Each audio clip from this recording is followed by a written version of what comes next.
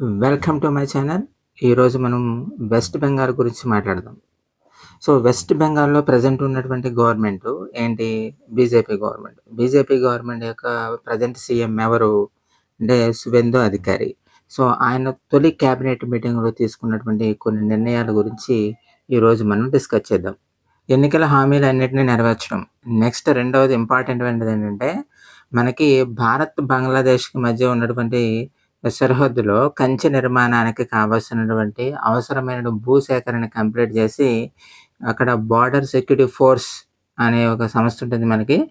So, ఆ సంస్థకి కావాల్సినటువంటి భూమిని అందించడం. అంటే ఈ రోజు నుండి కేవలం 45 రోజుల్లోనే కావాల్సినటువంటి భూమి సమీకరణ చేసి బీఎస్ఎఫ్‌కి అంటే బార్డర్ సెక్యూరిటీ ఫోర్స్‌కి అందజేస్తామని చెప్పేసి బెంగాల్ ఆహ్, సీఎం శువెందు అధికారి తెలియజేయడం జరిగింది.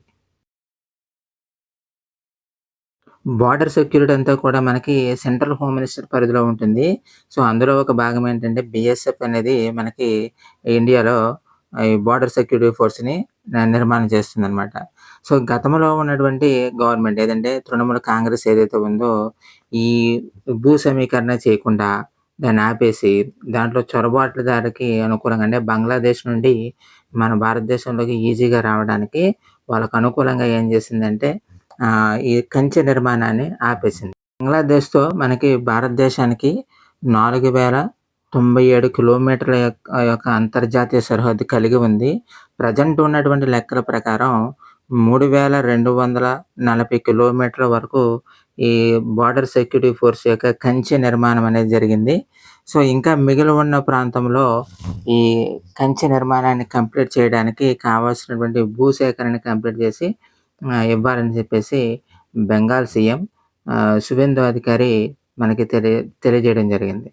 సో, ఇప్పుడు మనం బంగ్లాదేశ్ తోటి ఎన్ని రాష్ట్రాల సరిహద్దులు పంచుకుంటున్నాయి. అంటే 5 రాష్ట్రాల సరిహద్దులు పంచుకుంటున్నాయి.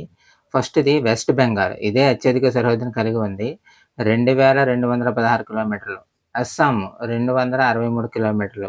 మేఘాలయ 443 కిలోమీటర్లు. త్రిపుర 856 కిలోమీటర్లు. మిజోరాం 318 కిలోమీటర్లు. ఇలాగ మొత్తం మనకి అంతర్జాతీయ సరిహద్దు ఎంతుందంటే బంగ్లాదేశ్ తోటి 4096 కిలోమీటర్లు ఉంది.